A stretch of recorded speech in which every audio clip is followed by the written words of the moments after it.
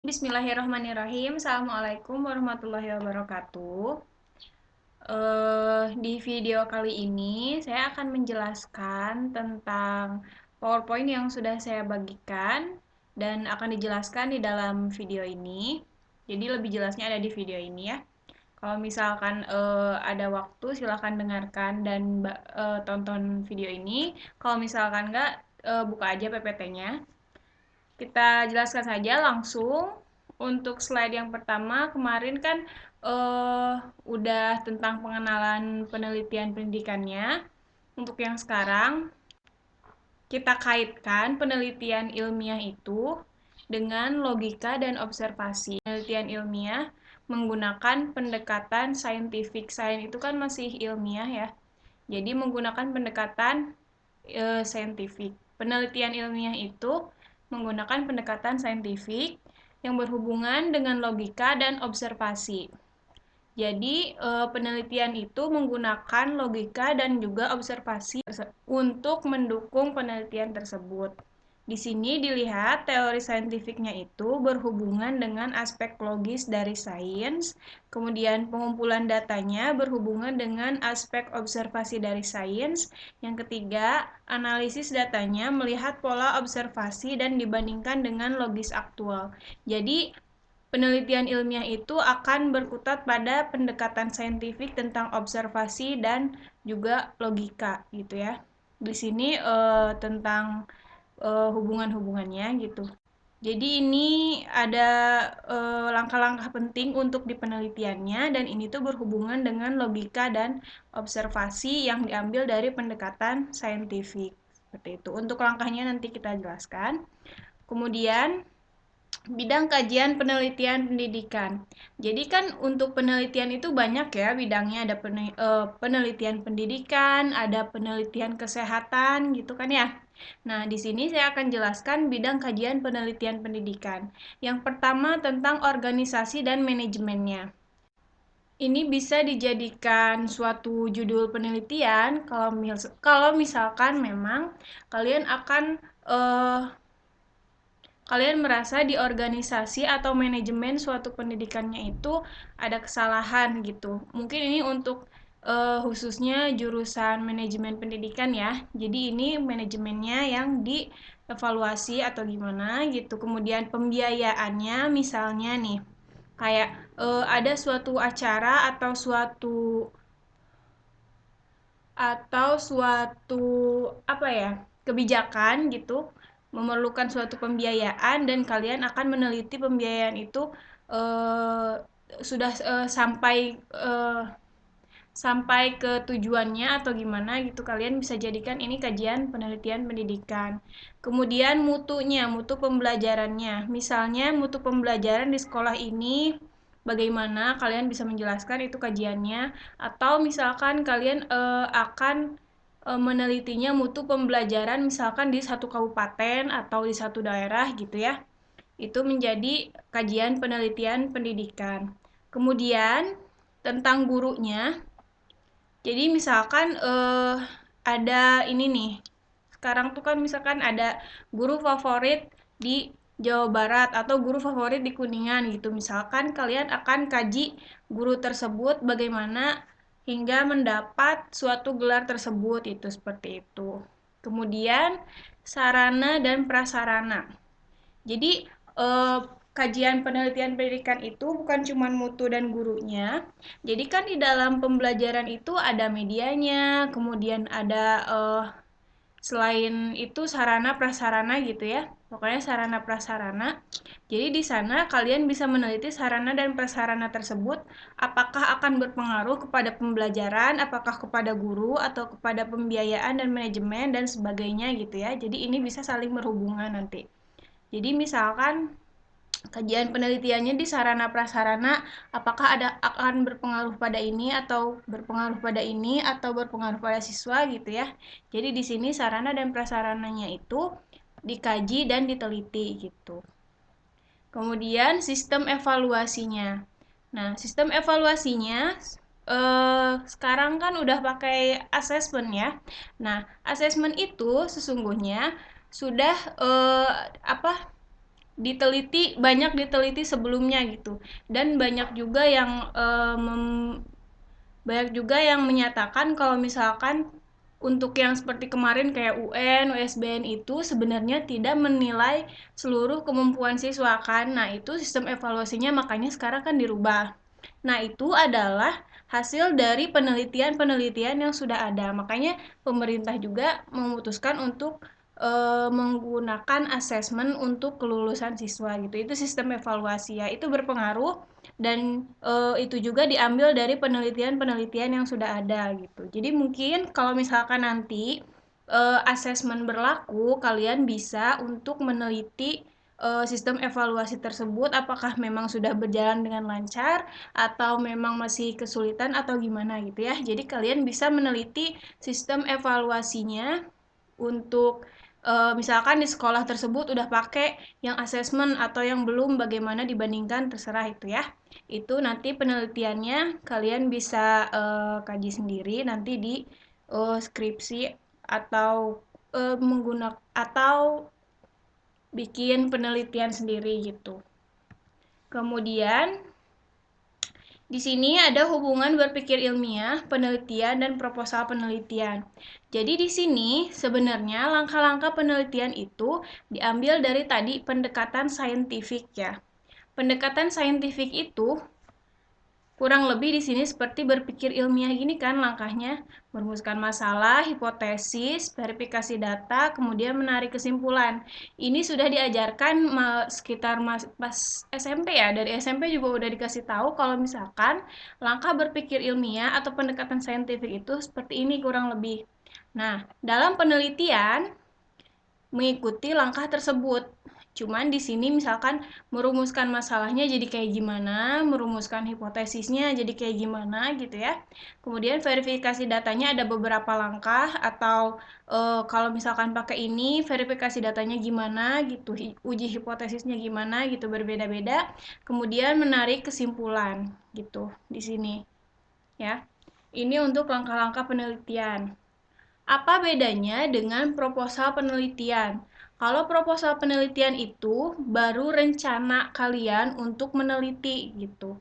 Jadi di sini untuk merumuskan masalahnya, di sini ada pendahuluan, kalian harus menjelaskan masalah yang akan kalian teliti. Di sini ada latar belakang, identifikasi, pembatasan, kemudian perumusan, definisi dan tujuan gitu ya. Nah, ini proposal itu rencana kalian berdasarkan temuan di lapangan atau misalkan pengalaman atau gimana gitu ya. Jadi nanti kalian bikin proposal penelitian itu sebelum kalian penelitian yang aslinya gitu. Jadi kalian membuat rencana-rencananya dengan mengumpulkan latar belakang masalah dan lain-lainnya itu kalian dengan searching, dengan melihat dari penelitian-penelitian yang lain gitu. Jadi untuk menentukannya proposal penelitian itu nanti akan berubah-ubah ya judulnya. Jadi kalian buat proposal yang kalian yakini dan kalian akan menjalankannya dengan baik gitu. Kemudian kajian teorinya di sini setelah ada masalahnya, kajian teori dan kerangka berpikir. Tentunya kalau misalkan kalian punya masalah untuk diteliti, kalian harus punya teorinya yang membuktikan kalau misalkan penelitian kalian tersebut memang harus diteliti gitu, seperti itu. Apakah kalau misalkan ternyata udah ada yang meneliti, itu kan jadi nggak bisa gitu ya. Jadi misalkan kalau misalkan udah ada yang meneliti, misalkan kaliannya gantinya di subjeknya atau diganti di lokasinya atau apa gitu ya. Nah, nanti kajian teorinya di sini kalian cari dengan membaca-baca penelitian yang lain atau kalian searching gimana gitu ya. Kemudian hasil penelitian yang relevan juga kalian kasih tahu, misalkan ada penelitian sebelumnya yang menggunakan subjek yang sama atau misalkan ada yang menggunakan model yang sama seperti itu ya. Kalian tulis di sini hasil penelitian yang relevan. Jadi, kenapa hasil penelitian yang relevannya dikasih tahu biar nanti kalian ketika penelitiannya kalian punya apa ya? Jadi ada patokan gitu, ada patokan dari penelitian yang relevan untuk mengikuti setidaknya seperti itu ya jalannya gitu. Kemudian kerangka berpikir, jadi kalian nanti eh, apa di sana ada variabel-variabelnya, kalian jelaskan. Kemudian kenapa ini harus harus diteliti seperti itu. Kemudian hipotesis penelitian. Hipotesis penelitian itu jadi ke apa ya? Kesimpulan sementara kalian sebelum penelitian itu terjadi gitu. Misalkan dari tadi masalah, kemudian ada teori, kalian berpikir mempunyai jawaban sementara kalau misalkan penelitian itu akan seperti ini, misalnya seperti itu ya. Jadi kan ada dugaan gitu, ada dugaan dulu dari masalah, kemudian dari teori yang sudah kalian jelaskan, kalian punya kesimpulan dulu untuk sementara gitu, hipotesisnya gitu. Jadi di sini kalian memberi hipotesis penelitian sebelumnya. Jadi setelah punya hipotesis penelitiannya itu, nah yang diuji dalam penelitiannya itu si hipotesisnya.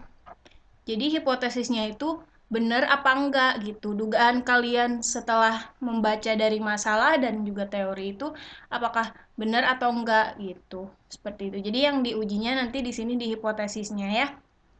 Makanya di sini sebelumnya kan ada pembahasan teori, hasil penelitian yang relevan, kerangka berpikir gitu. Jadi di sini hipotesis penelitiannya nanti kalian buat dan kalian membuktikan hipotesis itu. Kemudian yang ketiga di proposal penelitian ya. Jadi proposal penelitian itu kan tadi rencana. Jadi cuma ada 3 ini, belum ada kesimpulan, belum ada menarik kesimpulan ya. Karena di sini merumuskan hipotesis aja sampai merumuskan hipotesis dan metodologi tentunya gitu ya.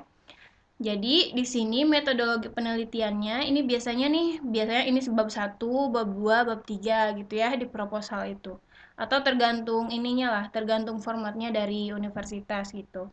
Metodologi penelitian itu yang pertama ada metode dan desain, kemudian subjek, ada teknik pengumpulan data, kemudian teknik analisis data. Nah, di sini ada metode dan desain. Nanti untuk lebih jelasnya saya akan jelaskan gitu ya. Ada banyak metode dan desainnya. Kemudian subjek penelitiannya, misalnya siapa, di mana, tahun ajaran berapa gitu ya kalau penelitian pendidikan. Kemudian teknik pengumpulan datanya seperti apa. Kemudian teknik analisis datanya seperti apa. Gitu. Ini untuk proposal penelitian dan juga ini untuk langkah penelitian. Jadi ini untuk bikin proposal, ini untuk bikin skripsi. Kalau misalkan kalian mau bikin skripsi atau tesis, kalau misalkan mau bikin tesis gitu ya, atau penelitian biasa gitu, berarti kalian pakainya yang ini gitu. Ini tuh kayak rencana yang kalian ajukan kepada nanti penguji gitu ya, biar nanti penguji itu yang menilai apakah memang proposal kamu itu layak untuk diteliti gitu. Apakah ini terlalu misalnya ada dosen yang berpikir ini terlalu berat atau terlalu gampang untuk diteliti nanti akan ada sidang proposal gitu ya. Itu untuk hubungan berpikir ilmiah, penelitian dan proposal penelitian. Jadi ini tetap dari langkah berpikir ilmiah tadi yang pendekatan saintifik tadi itu ya, langkah-langkahnya. Langkah lebih jelasnya nanti di sini. Nah, langkah penelitian, tadi kan ada yang proposal ya. Yang ini yang penelitian yang lebih detailnya. Jadi di sini langkah-langkahnya, misalnya nih kalian punya target semester 8 itu ingin beres skripsi misalnya ini. Jadi di sini kan ada langkah-langkahnya nih. Nah, kalian susun dari sekarang gitu. Yang pertama memilih satu topik penelitian, kayaknya pengen dari sekarang daripada dari semester 5 misalnya seperti itu. Atau misalkan kalian udah punya satu topik penelitian, boleh dari sekarang tuh konsultasi dengan dosen pembimbing, Pak, kalau misalkan ngambil proposalnya seperti ini gimana ya, atau tanya-tanya ke kakak tingkatnya atau gimana gitu ya, bisa dari sekarang. Kemudian yang keduanya mengkaji literatur. Jadi kalau misalkan kalian sudah memilih satu topik penelitian, kalian sudah yakin dengan itu. Kemudian yang kedua mengkaji literatur yang relevan dengan topik dan masalah penelitian kalian gitu. Nah, ini bisa dilakukan dari sekarang ya. Ini kan kalian kan udah semester 5 gitu ya. Jadi untuk mengambil satu topik dan mengkaji literatur tuh udah bisa dari sekarang sebenarnya. Biar nanti kalian di semester-semester akhir tuh udah nggak terlalu apa ya, udah nggak terlalu mepet dan milih satu topik penelitiannya itu nggak terlalu dikaji dengan dalam gitu loh. Jadi satu topik penelitian, kemudian dikaji literaturnya, misalnya ternyata literaturnya itu masih sedikit. Nah, kalian konsultasikan lagi, misalnya dengan kakak tingkat, dengan dosen pembimbing, atau dengan ketua prodi gitu ya, atau dengan teman-teman yang lain lah gitu. Pokoknya dikonsultasikan literaturnya, misalnya sedikit atau gimana, ini ngaruh nggak atau gimana gitu. Gitu ya. Kemudian memilih, menyatakan, dan merumuskan masalah. Langkah ini kalau misalkan kalian memang sudah merasa yakin dengan masalah tersebut gitu. Memilih, menyatakan, dan merumuskan masalah. Kemudian dipilih hipotesisnya. Tadi ya merumuskan hipotesisnya dari mana? Dari yang eh, masalah sama ada teori-teorinya gitu. Kemudian menetapkan desain, pendekatan, dan metode penelitian gitu. Ini ada di bab 3 misalnya kan, kalau misalkan penelitian ada yang kayak gini, ada yang pakai angka, ada yang pakai cuman teori-teori gitu kan ya. Nah, di sini ditetapkan di desain, pendekatan, dan metode penelitian gitu. Setelah tadi ada hipotesis gitu ya. Nah, jadi hipotesis ini tuh akan mempengaruhi dia tuh desain, pendekatan, dan metodenya akan seperti apa gitu. Nah, si hipotesis ini akan mempengaruhi ke sini. Makanya hipotesis dulu, baru menetapkan desain, pendekatan, dan metode gitu. Nah, untuk proposal kan cukup sampai sini ya. Untuk menetapkan desain bla bla bla gitu. Nah, untuk penelitiannya, jadi sebenarnya penelitian untuk misalnya skripsi itu kalian tuh udah bikin 3 bab itu udah duluan gitu sebenarnya. Jadi nanti tuh penelitian pas benar-benar skripsinya tuh kalian udah bisa mengumpulkan data, mengolah dan menganalisis data. Nah, itu tuh sebenarnya di waktu yang pas lagi bikin proposal itu tuh udah terbentuk gitu ya. Hanya nanti tinggal ditambahin sedikit-sedikit di hasilnya gitu.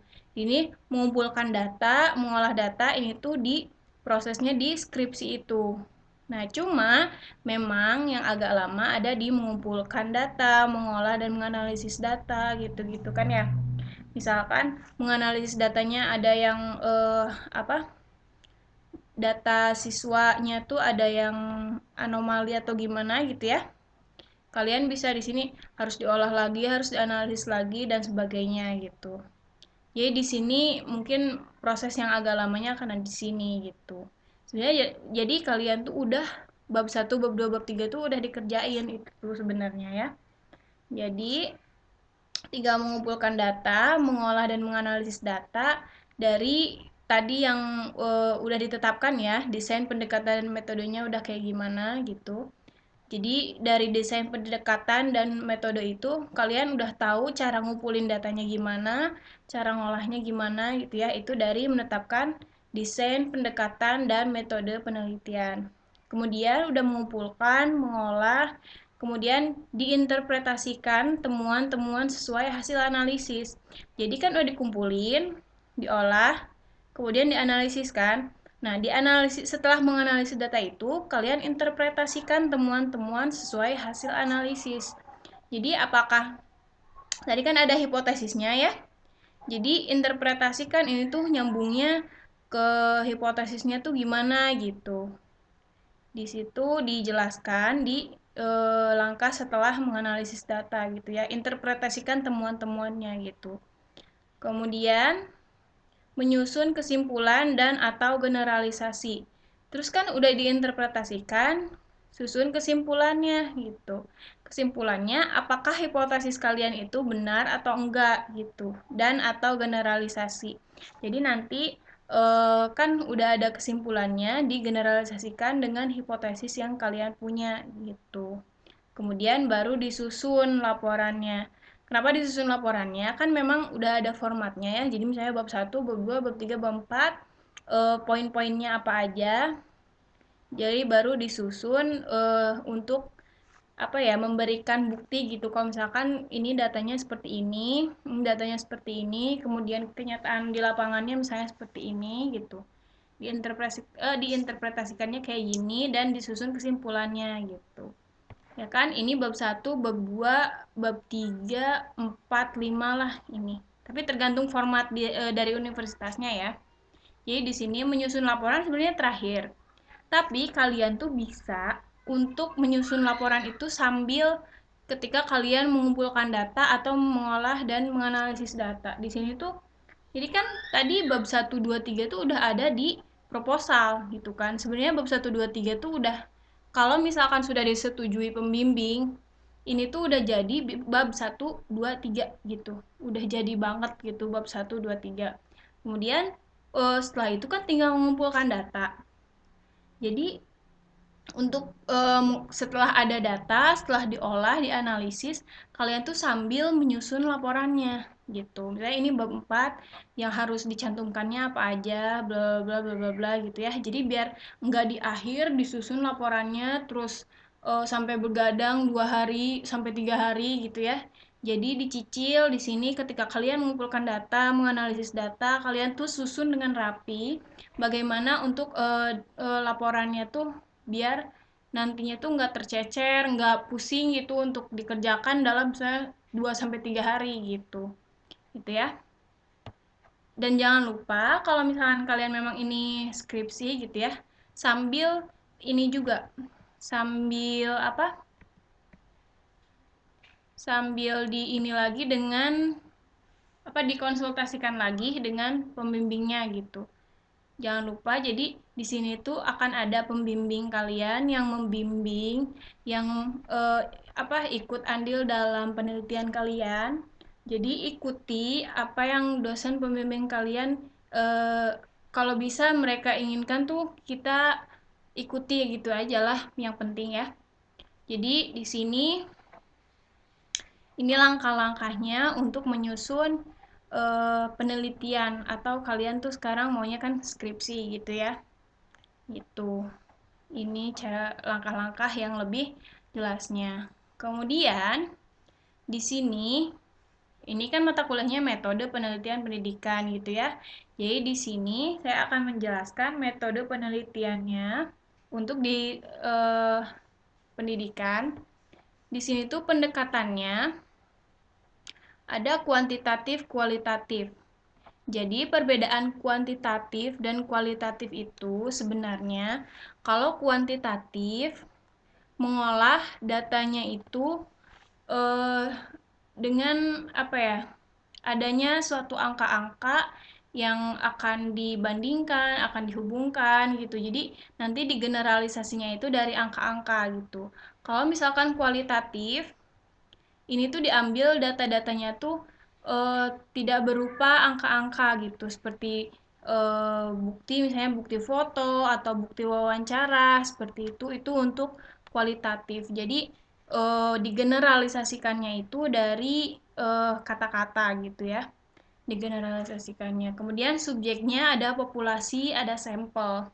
Jadi kan seperti di pelajaran statistik dulu SMA juga gitu ya, populasi dan sampel. Jadi kalian tuh tidak meneliti semua populasi yang ada di judul kalian gitu. Jadi kalian menelitinya hanya di sampelnya aja. Misalkan di satu sekolah nih populasinya. Jadi kalian hanya mengambil misalnya satu atau dua kelas, atau misalkan kalau kualitatif itu hanya mengambil 10 orang yang terbaik atau gimana gitu ya. Itu tergantung subjeknya gitu. Kemudian ya pengambilan sampel juga sebenarnya nggak sembarangan ya, nanti ada teknik-tekniknya gitu. Teknik pengambilan sampelnya seperti apa. Kemudian instrumennya tes dan non-tes. Jadi kan seperti tadi kan yang saya bilang kuantitatif dan kualitatif gitu. Kalau kuantitatif biasanya di sini ada tes, kemudian kan setelah tes itu pasti biasanya ada angka yang akan diolah gitu ya, dan kemudian digeneralisasikan. Itu biasanya ada di tes gitu. Nanti ada angka dan diolah gitu ya. Itu berarti pendekatannya dengan kuantitatif. Dengan non tes itu kayak misalnya wawancara gitu atau apa ya? Kayak ngobrol-ngobrol itu termasuknya masih di non tes gitu ya. Atau ada kayak apa sih namanya? eh Angket gitu ya. Angket misalkan apakah kalian puas dengan pembelajaran ini atau gimana gitu ya, itu masuknya ke kualitatif yang non tes gitu. Kemudian di sini ada analisis datanya. Tadi analisis data yang saya sebutkan di sini kan kuantitatif dan kualitatif. Sebenarnya itu perbedaannya hanya di sini tuh mengolah angka, di sini tuh nggak mengolah angka gitu di kualitatif itu. Ini di analisis datanya, kuantitatif dan kualitatif. Tentu saja nanti perbedaannya akan terlihat di slide selanjutnya ya. Yang pertama, saya akan jelaskan tentang metode penelitian kuantitatif. Penelitian kuantitatif adalah suatu proses menemukan pengetahuan yang menggunakan data berupa angka sebagai alat menganalisis keterangan mengenai apa yang ingin diketahui. Dari buku Kasiram tahun 2008. Kemudian di sini juga penelitian kuantitatif berusaha untuk menguji hubungan dua hal atau variabel atau lebih. Hal yang diuji harus berupa variabel dalam arti memiliki variasi nilai. Misalkan tingkat pendidikan atau tingkat IQ atau misalkan apa gitu ya. Jadi di sini penelitian kuantitatif itu di sini kata kuncinya yang saya bold menguji hubungan dua hal. Jadi di sini misalkan kalian mau menguji hubungan tingkat pendidikan dengan intelijensi atau apa nilai dengan tingkat pendidikan atau seperti apa gitu ya. Contohnya seperti di sini judul penelitiannya misalnya hubungan kemampuan berpikir kreatif dan pemahaman konsep materi bla bla bla pada siswa SMP bla bla bla di kabupaten bla bla bla gitu ya. Hubungan atau korelasi ini sama aja gitu ya. Jadi, hubungan kemampuan berpikir kreatif dan pemahaman konsepnya itu ini adalah dua variabel yang akan dihubungkan apakah pada siswa SMP ABC ini dia ada hubungannya gitu. Gitu ya. Seperti itu. Berarti ini kan mencari hubungannya. Ada dua variabelnya. Tergantung ke hipotesis penelitiannya juga ya. Kalau misalkan nanti di sini ada lebih tinggi atau lebih rendah atau akan lebih baik atau enggak gitu. Di sini masuknya ke penelitian kuantitatif gitu. Kemudian pengaruh jenis kelamin dan IQ terhadap kemampuan bla bla bla pada siswa SMA kota apa gitu misalkan. Ini kan berarti pengaruh variabelnya jenis kelamin dan IQ gitu. Seperti itu pada kemampuan misalnya atau pada nilai siswa gitu-gitu ya.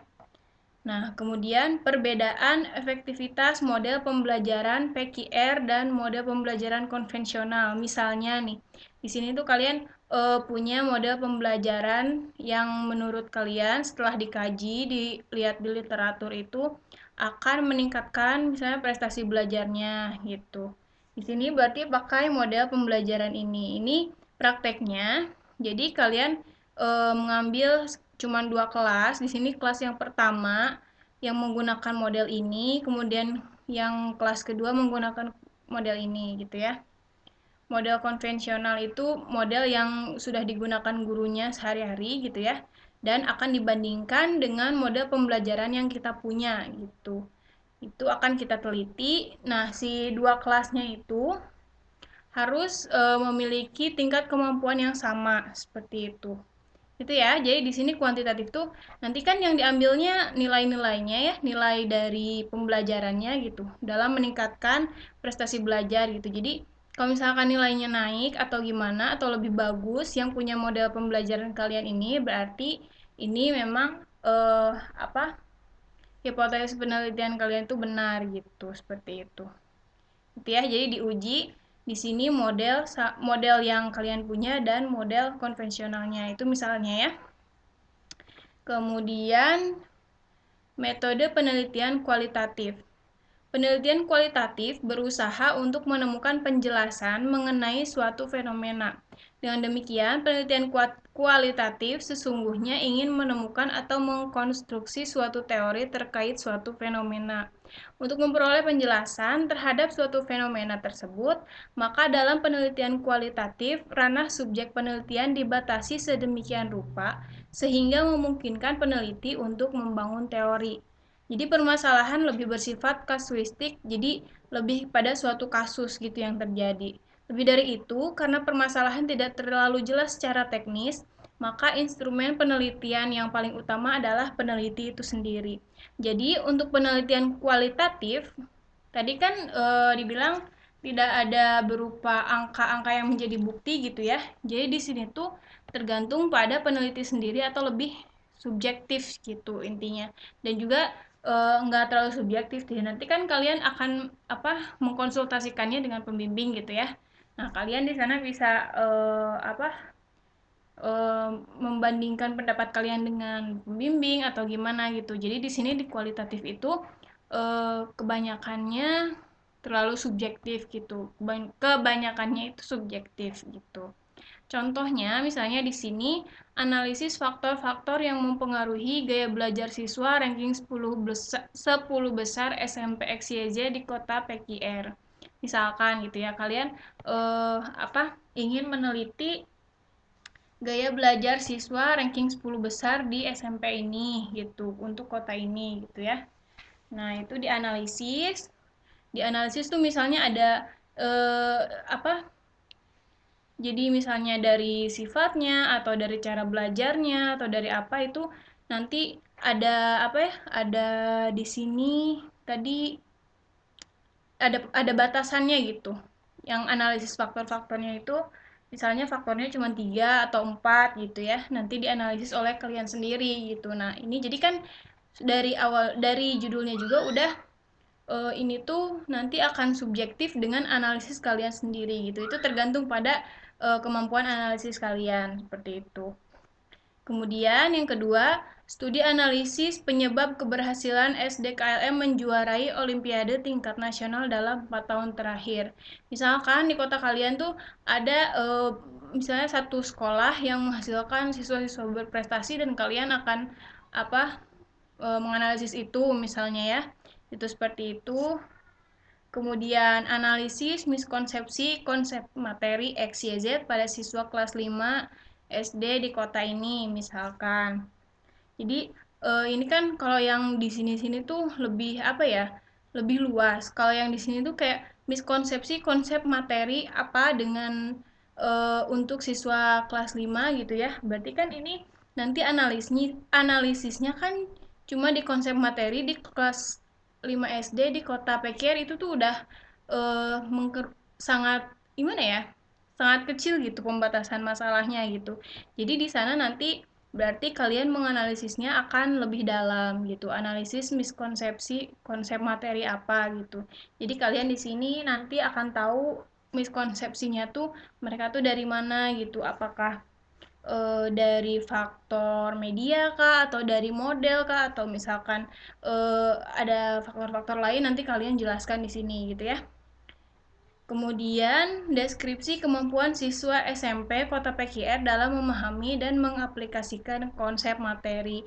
Ini jadi dari judulnya deskripsi, berarti kalian menggambarkan gitu, menggambarkan kemampuan siswa SMP Kota PKR dalam memahami dan mengaplikasikan konsep materi XYZ gitu. Ini nanti kalian deskripsikan misalnya dari faktor-faktor apanya, dari bagian apanya, dari lokasinya kah gitu ya.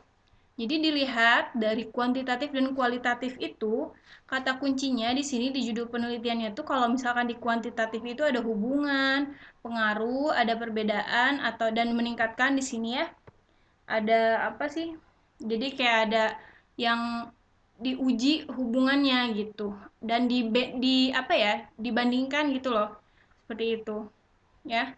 Kalau misalkan yang kualitatif itu kebanyakan kalian kalian tuh menganalisis, analisis, deskripsi, misalkan terus Ada lagi yang studi kasus, misalkan kalian mengstudi analisis penyebab keberhasilan bla bla bla. Jadi ini nanti dideskripsikan juga seperti itu ya. Sebenarnya akhirnya seperti itu. Kalian di kualitatif itu menganalisis, kemudian mendeskripsikan gitu ya, dan mengambil teori sendiri gitu. Jadi seperti itu untuk kualitatif ya. Kemudian sekarang itu ada juga yang menggunakan penelitiannya itu tindakan kelas. Jadi ada juga skripsi yang menggunakan penelitian tindakan kelas selain dari kualitatif dan kuantitatif ya. Jadi di sini tuh penelitian tindakan kelas itu lebih spesifik. Di sini pembelajarannya dalam kegiatan pembelajaran di kelas terdapat beberapa masalah yang dijumpai tentunya ya sebagai guru misalnya. Ada pembelajaran yang eh, apa ya? Misalkan ada kendalanya di mana gitu, masalahnya di mana gitu. Oleh karena itu harus dipilih satu masalah yang benar-benar penting dan genting untuk dipecahkan lebih dahulu. Misalnya kalian guru di suatu SD. Terus ada masalah yang dijumpai dan itu tuh sangat urgent gitu, ataupun misalkan kalau kalian hanya peneliti sebagai peneliti yang mau skripsi aja gitu, kalian tanyakan ke gurunya, misalkan ini ada masalah apa nih di kelas ini gitu, ada di mananya kah, di materi apa gitu gitu ya. Lalu terhadap masalah tersebut dicari dan dipilih tindakan yang telah dikaji secara teoritis. Dan di antara pilihan tindakan lain, maka tindakan yang terpilih benar-benar lebih memungkinkan untuk memecahkan masalah pembelajaran. Jadi diambil setelah kalian tahu masalahnya, ya kalian mencari solusinya gitu. Apakah solusi ini akan berjalan dengan baik gitu ya. Kemudian Kemudian tindakan ini juga memuat siklus tindakan. Kenapa memuat siklus? Kenapa memuat siklus? Berarti tindakan ini dalam arti terus terjadi pengulangan tindakan yang sama namun dengan perbaikan pada cara melaksanakan tindakan. Jadi di sini kalian tuh misalnya untuk tindakan kelas ya, kalian punya masalah misalnya di metode di materi ini misalnya ya. Kemudian kalian mencari solusinya. Nah, misalkan di satu siklus itu kayak sampai ke sampai ke penilaiannya gitu ya. Pas ke penilaiannya ternyata misalnya hasilnya masih kurang memuaskan. Nah, ditambah lagi satu siklus gitu. Nah, satu siklus itu dia tuh melakukan tindakan yang sama tapi evaluasinya itu misalkan dari yang kalian rasa kurang itu diperbaiki gitu. Jadi caranya tetap yang itu tapi diperbaiki gitu. Cara melaksanakannya sehingga nanti masalahnya sampai berapa siklus, biasanya sih 2-3 siklus itu akan menemukan pemecahan masalahnya gitu. Jadi seperti apa tindakan yang baiknya gitu. Di situ ya. Kemudian seperti halnya tindakan dalam bidang kesehatan. Gitu ya. Jadi kayak di kesehatan juga kan ada tindakan gitu ya. Nah, ada tindakan kalau misalkan di kesehatan itu kan kalau ada beberapa siklus itu kayak menyangkut menyangkut nyawa gitu ya. Jadi kalau misalkan bidang kesehatan tuh harus tepat, harus cepat gitu. Kalau misalkan di tingkat pendidikan kayak gini dan ini sosial kan ya, ilmunya ilmu sosial gitu. Jadi yang ini tuh untuk tindakan tuh masih bisa memuat beberapa siklus gitu karena tidak terlalu berpengaruh pada nyawa siswa gitu ya. Itu jadi kayak lebih fleksibel lah intinya untuk yang penelitian pendidikan itu gitu. Tetap memuat siklus-siklus tapi kayak lebih fleksibel lah, tidak terlalu seperti bidang kesehatan gitu. Contohnya tuh peningkatan keterampilan menggunakan alat ukur misalkan ya. Peningkatannya ini. Jadi kalian tuh berarti di sini akan meningkatkan keterampilan menggunakan alat ukur gitu misalnya. Jadi di sini kan dibilangnya ada ada pilihan tindakan kan. Kemudian pilihan tindakannya itu diuji di satu siklus pertama apakah tindakannya itu udah benar atau enggak gitu. Kemudian nanti kalau misalkan masih kurang, kalian lakukan lagi dengan perbaikan-perbaikan gitu. Nanti perbaikannya nanti dikonsultasikan juga ya dengan dosen pembimbing, dengan teman yang lain gitu ya. Di sini juga ada penerapannya, misalnya penerapan mode pembelajaran kooperatif tipe ABC. Nah, jadi di sini kalian menggunakan tindakannya itu mode pembelajaran kooperatif tipe apa gitu dengan LKS bergambar dan bla bla bla. Tapi tindakannya itu misalkan di yang siklus pertama itu belum memuaskan, kalian cari evaluasi apa yang bikin siswanya itu nggak mengerti atau misalkan dalam hal medianya kah atau dalam hal apa gitu cuman jadi si tindakannya tetap di pembelajaran kooperatif tipe ABC dengan LKS bergambar gitu ya. Kemudian upaya mengurangi kenakalan siswa saat proses pembelajaran dengan menerapkan tindakan edukatif model hukuman bernyanyi pada siswa kelas 5 misalkan ini. Karena masalahnya itu di sini kan mengurangi kenakalan siswa saat proses pembelajaran. Nah, di sini dipilihnya itu si tindakannya itu adalah menerapkan tindakan edukatif model hukuman bernyanyi. Jadi kan tindakan-tindakannya juga nanti akan dievaluasi lagi apakah ini akan berpengaruh atau enggak gitu ya sampai beberapa siklus sampai siswa itu benar-benar kenakalannya itu berkurang gitu seperti itu. Kemudian ini upaya meningkatkan kemampuan berpikir kreatif dan motivasi belajar pada siswa kelas 11 SMA PQR dengan menggunakan kuis dan teka-teki. Misalkan kalian mengajar di SMA dan mereka tuh gimana ya kurang berpikir kreatif dan motivasinya tuh kayaknya tuh kurang gitu misalnya jadi kan mungkin mereka bosan atau gimana kalian gunakan misalkan kuis dan teka-teki atau pakai metode yang lain lah gitu jadi nanti diulangi lagi si menggunakan kuis dan teka-tekinya itu ulangi sampai hasilnya maksimal seperti itu. Ini jadi dibedakannya siklusnya itu siklus pertama 2 3 itu ditindakannya setiap dari siklus pertama ke siklus kedua itu dievaluasi gitu. Jadi kalau misalkan kesalahan di siklus pertama tuh apa, di siklus kedua tuh itu jangan diulangi lagi gitu atau diperbaiki gitulah ya. Pokoknya seperti itu untuk penelitian tindakan kelas dan ini hanya berlaku di kelas tersebut dan juga misalkan kalau misalnya di sini ada materi biasanya ya hanya berlaku di materi tersebut atau di pelajaran tersebut gitu.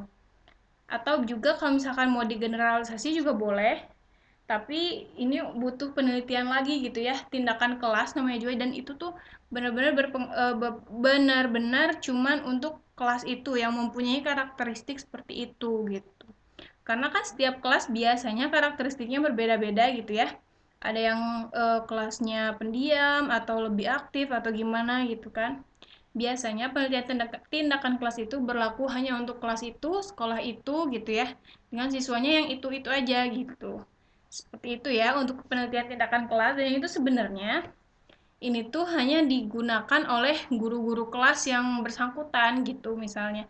Tapi kalau misalkan ini mau dijadikan skripsi juga boleh. Kalian tinggal cari referensi-referensinya gitu ya dari kakak tingkat atau gimana gitu. Apakah ada yang memakai PTK atau penelitian tindakan kelas ini gitu. Apakah masih boleh atau gimana gitu ya. Silakan cari. Kemudian permasalahan penelitian. Tadi kan di awal kalau mau bikin proposal penelitian, kalian tuh harus tahu masalahnya apa gitu ya. Masalah penelitian itu dasar mengapa penelitian dilakukan gitu. Kemudian permasalahan dituangkan dalam latar belakang penelitian. Jadi si formatnya itu yang pertama tuh latar belakang dulu gitu.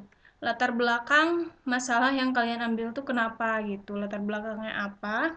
Di awal di bab 1 awal itu dijelaskan gitu ya.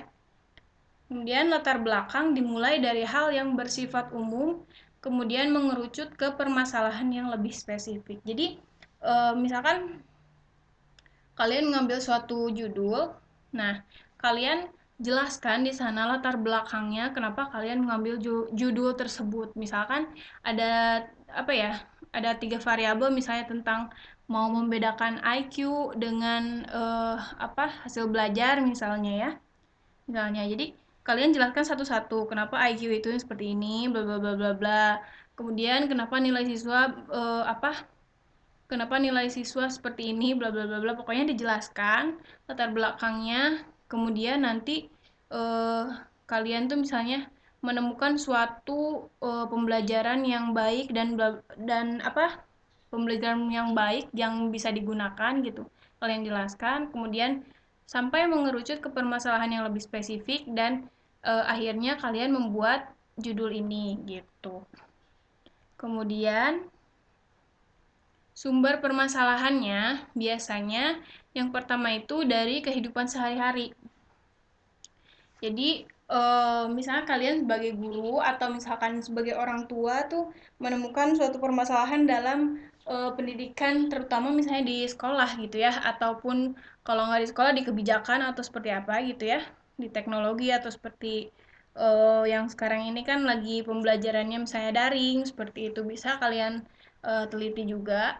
Jadi di sini bersumber dari kehidupan sehari-hari yang kalian alami sepertinya. Misalnya ada penyimpangan antara pengalaman dan kenyataan. Ya, teorinya gimana gitu, tapi ternyata kenyataannya kayak gimana. Jadi itu bisa nanti jadi masalah kan gitu. Itu permasalahannya diambil dari penyimpangan antara pengalaman dan kenyataan. Kemudian terdapat penyimpangan antara rencana dan kenyataan. Misalkan kalian guru udah bikin RPP-nya seperti apa, kemudian kenyataannya seperti apa, itu kan menjadi masalah juga ya berarti ya. Nanti kalian bisa teliti dari sana gitu. Terdapat pengaduan misalkan dari siswa misalkan, Bu, ini metodenya kayaknya susah deh, atau Ibu kayaknya bosen deh pakai ini gitu. Nah, itu kan menjadi masalah juga ya gitu. Kemudian adanya persaingan. Jadi kan di sini di kelas, baik di kelas maupun kalian sebagai peneliti juga pasti adanya persaingan gitu ya. Di sana akan menemukan banyak permasalahan untuk dijadikan judul penelitian gitu. Yang kedua, kalian bisa cari sumber pada buku atau penelitian sebelumnya gitu.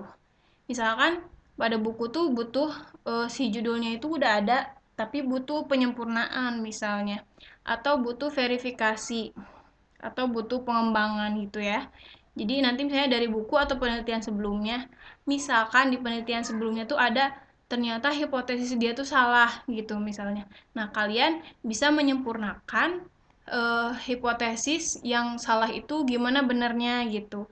Verifikasi, untuk verifikasi misalnya nih, verifikasi hipotesis penelitian yang sebelumnya itu dia tuh benar. Nah, kalian tuh akan memverifikasi lagi itu tuh benar atau enggak gitu. Nah, kemudian untuk pengembangan misalnya, penelitian sebelumnya itu udah ada cara belajar tentang yang online ini misalkan ya. Nah, kalian kembangkan lagi misalnya dengan aplikasi inilah, misalkan dengan cara inilah gitu. Pokoknya untuk pengembangan, penyempurnaan dan verifikasi gitu. Jadi kalian bisa lihat dari sumbernya dari buku atau dari penelitian sebelumnya gitu ya. Tinggal nanti kalian sempurnakan atau mau diverifikasi atau mau dibikin pengembangannya aja gitu ya. Itu sumber-sumbernya.